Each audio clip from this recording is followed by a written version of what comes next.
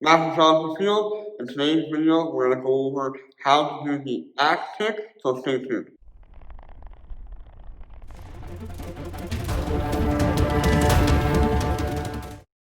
Welcome back, my name is Master Jonathan Field of Cobourg Tae Kwon Do, and welcome to today's video. We're doing a tutorial how to do the axe kick.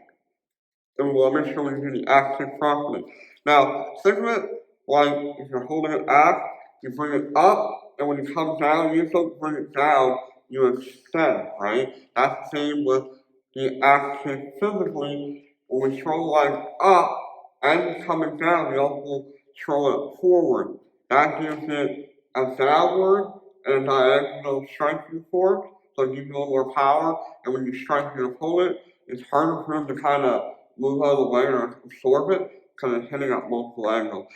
If you want to go straight up and straight down, you're going to have less range for the attack, and if you're more of a paintbrush, it's going to have less impact.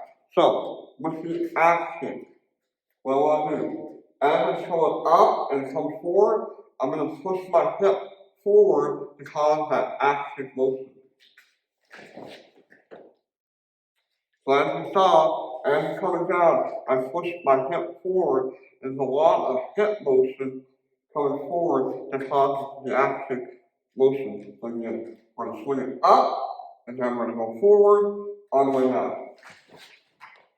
And I want that axe kick, I want my knee to come as close to my chest and my shoulder as possible. I want my foot as high up over my head as possible.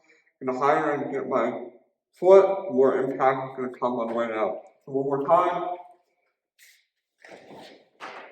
like so. Now, if you're lucky enough to have a partner with like a pair of kicking paddles, you can sit on the paddle. And if you don't have a partner right now, definitely practice in the air nice and light. You have to have a bag.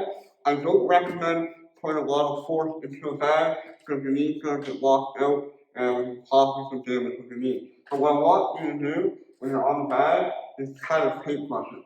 So we're going to have to judge the distance where we're far enough away that when we extend the hip that we're not, jamming our knees. So up.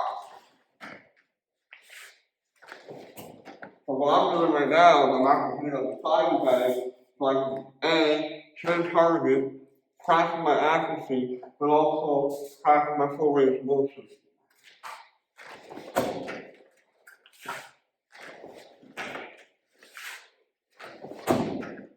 Just like so. So that is the axe kick tutorial.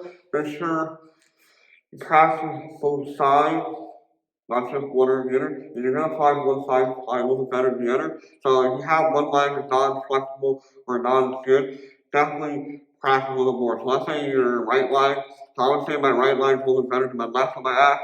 So if I practice, let's say 10 reps on my right side, I might practice 15 reps on my left side and hopefully get my right and left side balanced out. Also, make sure you warm up, stretch out your glute, stretch out your hamstring, and the calf, because the axe kick is probably the hardest kick as far as flexibility and as far as a lot of strain on your hamstring, especially the lower hamstring, where the knee, behind the knee, where the calf and hamstring kind of overlap. In that general area, it's a little bit harder. So make sure you work on your flexibility and really work on throwing that axe as high as you can. Also, what helps, don't lean forward. Some people will, when they kick, lean forward and they don't get the height. You want to keep yourself up, you would just lean slightly back, minuscule back, just to allow your foot to come up and down.